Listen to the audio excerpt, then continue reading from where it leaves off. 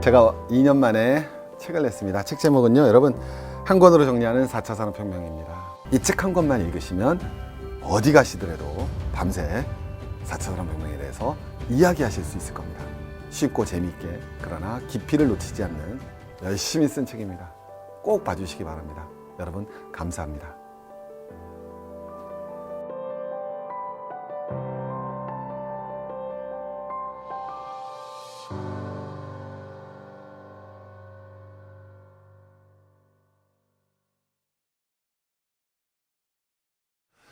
자, 두 번째 이제 삼성증권 사태를 범죄로 볼 수 있는가 한번 쫓아가 보도록 하겠습니다. 자, 우리가 사실 이제 제목이 우리가 조작이냐, 아니면 실수냐 이걸 한번 보자라는 거죠. 자, 우리 삼성증권 사태를 사실 근데 저 개인적인 입장에서는 조작된 범죄로 보기에는 굉장히 어렵다고 생각합니다. 왜? 모든 범죄는 뭐가 있죠? 모든 범죄는 뭐가 있어야 돼요? 모티베이션, 동기가 있어야 됩니다. 맞지 않습니까? 그 다음에 두 번째, 모든 범죄는 뭘 꿈꿔야 됩니까? 아버지 돈을 훔치고 나서 어떻게 해요? 아버님, 어렸을 때 아버님 양복에서 돈을 딱 꺼내잖아요. 그럼 어떻게 해요? 그 양복 주머니 이렇게 꺼내갖고 엄마한테 보여드립니까? 그러지 않죠.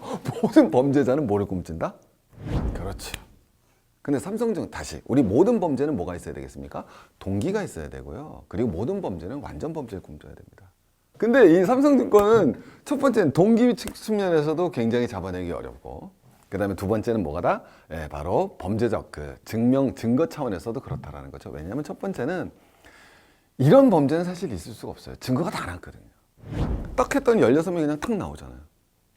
이 사태가 지금 다 나와 있잖아요. 전말이. 지금 제가 다 했잖아요. 삼성증권에서 1,000원을 줘야 되는 걸 1,000주를 줘서 어떻게 됐고 이게 다 나와 있잖아요. 그래서 몇 명이 샀는지까지도 나오죠. 공매도는요, 가격을 올리려고 하는 겁니까? 떨어뜨리려고 하는 겁니까? 떨어뜨리려고 하는 거죠. 그죠? 그죠? 근데 자, 삼성증권 입장에서는 최소한 지금 삼성증권이 가격을 떨어뜨릴 이유가 있습니까? 없죠. 삼성물산은 가격을 떨어뜨릴 필요가 있었죠. 왜? 제일모직하고 합병할 때 합병 비율을 변화시키기 위해서. 그렇지 않습니까? 그래서 SBS에서 방송을 했지만 용인의 땅 뭐 어쩌고 저쩌고 보도가 나오지 않았습니까? 그런 얘기가 있지 않습니까?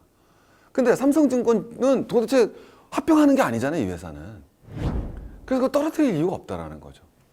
자, 두 번째 한번 가보겠습니다. 언제 여러분 공매도 치는 거냐면요, 내가 지분 늘리려고 할 때 공매도 많이 쳐요. 자, 내가 45%가 있어요, 주식이. 근데 50%를 넘기고 싶어요. 근데 시중에 주식가가 10만 원이에요. 그럼 내가 1%를 파는 거예요, 갑자기. 그럼 주가가 떨어지죠. 그럼 난 지분율은 55가 됐어요, 44로 떨어진 거예요. 떨어졌으니까 안 할 것 같잖아요. 아니요. 가격을 떨어뜨리면 사람들이 괜찮아요, 불안해요? 불안하죠. 그래서 다 팔려 나오는 거예요. 그때 물량을 확 걷어들인다고요. 그럼 내가 다시 몇 프로가 높아질 수가 있어요. 싸게 가격으로 51%를 높일 수가 있잖아요. 그래서 많이 쓰는 거예요. 근데 삼성증권은 그럴 필요가 없어요. 그냥 지분 구조를 보시면 알겠지. 그냥 삼성생명이 대주주인 회사입니다. 전혀 그럴 필요가 없거든요. 실제로 그러지도 못했고요, 저건. 왜? 증거가 지금 다 남았잖아요. 삼성증권에서 뭐 주식 한 주라도 늘렸습니까? 그러지 않았기 때문에 저렇게 보기도 어렵고, 그 다음에 세 번째는 지금 삼성증권은, 삼성은 무슨 기업입니까, 항상? 1등 하는 기업이잖아요, 그죠? 무조건 1등 해야 되죠, 그죠? 근데 삼성이 1등 못한 데가 저기예요. 미래에셋. 그래서 지금 하고도 미래에셋하고 막 경쟁하잖아요. 근데 이걸로 인해서 지금 삼성증권이 베니핏을 얻었습니까? 아니면 로스가 발생했습니까? 로스가 발생했죠. 신용도가 굉장히 떨어졌잖아요. 남는 게 없었다. 그래서 손해본 장사다. 그 다음에 두 번째는 뭐가 되는 거냐면, 보세요. 자, 내가 삼성증권 주식이 40만 원이었다가 35만 원이 됐어요. 주식 보는 거예요. 오케이? 오케이? 그러면 자, 내가 35만 원이 됐잖아요. 그러면 우리나라에서는 선물에서는 뭐 할 수 있습니까? 선물에서 가격이 떨어질 걸 예상해서 갈 수가 있죠. 그럼 그 사람은 손해를 받겠어요? 이익을 받겠어요? 이익 받겠죠. 오케이? 이해되시겠습니까? 그럼 뭐가 있어야 되냐면 최소한 앞에 선물 거래량이 이렇게 올라가고 있어야 되죠. 그잖아요. 내가 그래서 선물로 예상을 갖다 때려놔야 될 거 아닙니까? 저게 작전이었다면, 야, 삼성증권이 어느 날 우리 사주를 1,000원을 갖다 1,000줄 줄 거야. 그럼 그날 틀림없이 40만 원을 35만 원으로 떨어질 거니까 우리 민날 선물 옵션에서 미리 사두자 이렇게 얘기가 됐을 거 아닙니까? 오케이? 콜이나 풋을 걸어놓자라고 얘기가 됐을 거 아닙니까? 그럼 미리 선물에서는 최소한 거래량이 뭐 하고 있었는 게 보여줘야 돼요. 증가되고 있는 게 보여줘야 되죠. 근데 최소한 앞에 지금 거래량이 증가되고 있습니까? 전혀 변화가 없습니까? 전혀 변화가 없죠. 그래서 여러분 현물도 마찬가지고 현물도 앞에 거래량 변화가 있었어요? 없었어요? 주식은 주가의 거래량이에요. 처음 들어보시면 안 되죠. 주식 강의 들으죠. 주식은 주가로 싸우는 게 아니라 거래량으로 싸우는 거예요. 주식을 제대로 보려면 뭘 봐야 된다? 주가가 아니라 거래량을 보셔야 됩니다. 근데 여러분 뭐예요? 현물도 거래량의 변화가 없었고 두 번째 선물도 거래량의 변화가 거의 없었기 때문에 이거는 삼성증권도 베네핏을 얻을 수 있었던 게 없었고 이거보다 더 컸던 건 뭐였냐면 기울어진 운동장이라는 거죠. 왜? 우리는 알고 있습니다, 여러분. 개미가 주식시장 들어가서 법니까? 맨날 깨집니까? 맨날 깨지죠. 그 깨지는 이유 중에 가장 큰 이유가 뭡니까? 그렇죠. 정보의 무슨 성? 비대칭성이죠. 그렇지 않습니까, 여러분? 외국인하고 기관들은 뭘 많이 가지고 있습니까? 정보를 많이 가지고 있죠. 근데 우린 정보가 있어요, 없어요? 없죠. 그래서 어떤 주식이 올라가면 외국인하고 기관은 왜 올라가는지 알잖아요. 근데 우리는 알아요, 몰라요? 모르지 않습니까? 떨어질 때도 우리는 압니까, 모릅니까? 모르지 않습니까? 이런 두 가지 이유 때문에 음모론이 확장이 되었다, 이렇게 볼 수 있겠죠. 그래서 여러분, 자, 그러면 이제 공매도에 대해서 마지막으로 한번 가보도록 하겠습니다. 그러면 이제 우리가 오늘 말씀드린 건 과연 이 공매도 사태를 통해서 무엇을 배울 것인가, 공매도에 대한 규제는 어떻게 이루어져야 될 것인가, 이런 걸 갖다 한번 보자라는 거죠. 공매도는 뭐가 돼야 되겠습니까? 리스크를 해지할 수 있죠. 맞지 않습니까? 내가 주식을 사는 데랑 파는 데랑 양쪽으로 걸어놓으면 팔든 떨어지든 뭐 할 수 있습니까? 큰 돈은 못 벌더라도 위험을 피해 나갈 수가 있죠. 선물제도 왜 생겼습니까? 리스크를 해칭하기 위해서 생겨난 것처럼 리스크를 해칭할 수가 있습니다. 자, 또 무슨 일도 할 수 있느냐면, 자, 우리 공매도가 있으면 주식 매매 거래량이 감소합니까? 증가합니까? 증가하죠. 거래가 활성화가 될 수 있습니다. 거래 활성화 굉장히 중요한 거죠. 그 다음에 또 뭘 할 수 있느냐? 맨날 올라만 가는 게 아니잖아요. 그죠? 그럼 우리는 뭐 올라갈 걸 기대해서 투자할 수도 있지만 떨어질 거에 대해서 기대해서 투자할 수 있는 권리도 있겠죠. 그래서 이런 면에서 공매도는 필요하다는 주장들도 있습니다. 그리고 이게 저 주장이 틀렸다는 건 아니고요. 그러나 사실은 여론은 어때요? 시중 열어보면 반대하는 여론이 훨씬 많죠. 왜? 하도 당해서 그래요. 더 정확하게는 기관하고 외국인은 공매도를 편하게 치는데 개인은 공매도 치기가 되게 어렵기 때문에 그래요. 그래서 우리가 늘 당해서 그래요. 그래서 공매도 안 돼요, 안 돼요, 안 돼요. 공매도 안 돼요, 안 돼요, 안 돼요, 안 돼요. 배제해주세요. 이렇게 나오는 거죠. 그러나 사실은 공매도는 제가 말씀드린 건 조심해서 말씀드린 건데 저도 제가 내 얘기를 끝까지 들으시고 뭐냐면 하지만 우리가 공매도 때문에 기관과 외국인한테 수도 없이 당했습니다. 우리 개미들이. 그래서 개선이 이루어져야 되지만 공매도는 사실은 꼭 필요한 제도고요. 세계적으로도 규제는 하지만 공매도가 없는 나라는 거의 존재하지 않습니다. 시장에서는요, 가격이라는 것이 결정되기 위해서는 수요자하고 공급자가 있지 않습니까? 누가 힘이 세야 되겠습니까? 자, 시장에서 수요자와 공급자가 있습니다. 누가 힘이 세야 되겠습니까? 당연히 힘이 균형을 이루어야죠. 그러면 사는 사람 우린 뭐라 그럽니까? 수요라 그러죠. 파는 사람 뭐라 그럽니까? 공급이라 그러지 않습니까? 수요는 뭐가 있습니까? 아까도 말씀드렸지만 1탄에서 현금으로 살 수 있죠. 팔 때는 우리가 뭐로 파는 겁니까? 주식시장에서는 주식으로 팔지 않습니까? 근데 우리 주식 살 때 현금으로만 삽니까? 아니죠. 차입 플러스 현금으로 사지 않습니까? 이건 없애자는 사람 아무도 없잖아요. 이거 없애자는 사람 없죠. 이게 바로 뭐예요? 우리가 갖고 있는 신용제도, 미수제도예요. 마찬가지로 주식도 차입된 주식 플러스 내가 갖고 있는 주식으로 팔 수 있는 권리가 있어야죠. 이게 공매도예요.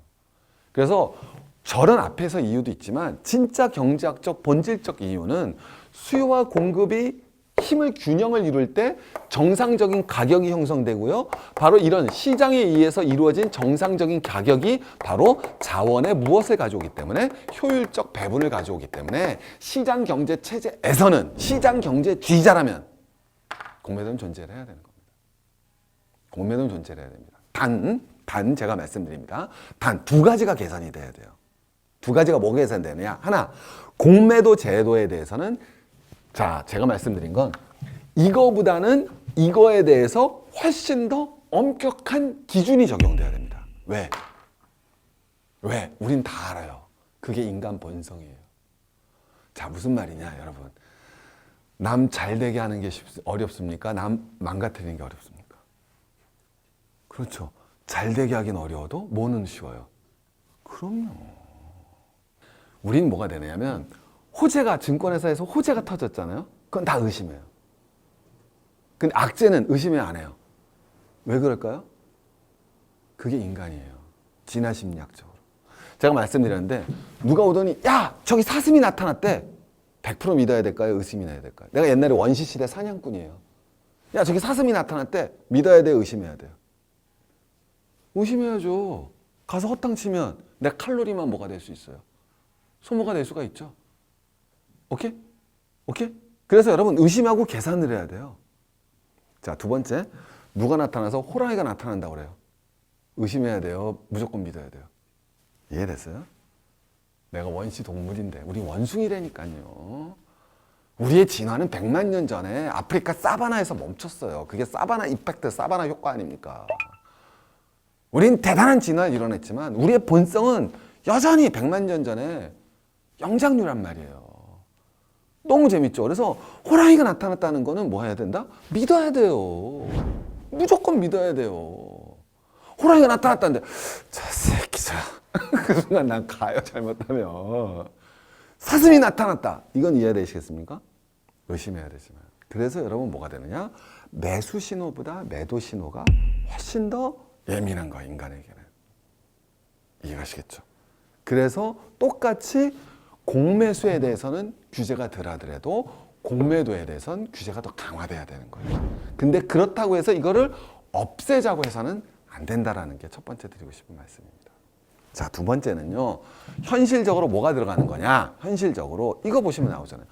개인이 주식 거래량은 엄청 많아요. 우리가 기관과 외국인보다. 왜?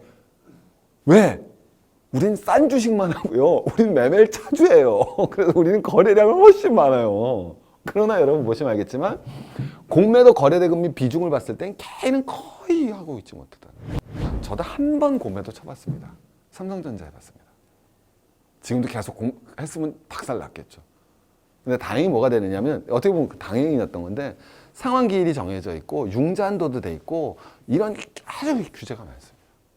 그러니까 이 규제도 사실은 어떤 의미에서는 강화가 돼야 돼요. 함부로 못하게 해야 되니까. 하지만 어쨌든 우리 개인도 외국인과 기관 못지않게 공매도를 활용할 수 있는 이런 것들은 어떻게 보면 열려져야 되지 않을까. 네.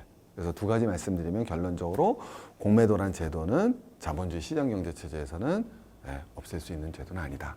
하지만 인간 본성에 의해서 공매수보다는 훨씬 더 강한 규제가 있어야 되고 외국인과 기관에게 일방적으로 당하고 있는 개인들에게 있어서도 공매도의 기회가 어떻게 활용될 수 있는지 이런 차원에서 정부가 접근을 해서 규제책과 완화책을 갖다 펴주시면 좋지 않겠느냐는 말씀을 드리면서 삼성증권 사태를 통해서 우리가 한번 이런 교훈을 얻어보는 것은 어떨까 하는 취지에서 이번 강의 마련해 보았습니다. 여러분 또 다음 시간에 더 좋은 내용으로 만나겠습니다. 최진기의 생존경제는 계속 갑니다. 안녕하세요. 오마이스쿨 대표 강사 최진기입니다.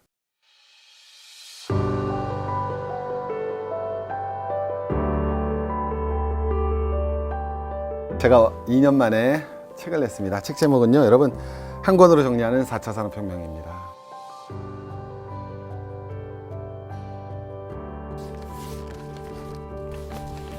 서점에 가서 4차 산업혁명 책을 봤는데 너무 어렵습니다. 그리고 너무 기술적이고요. 너무 지엽적이었습니다.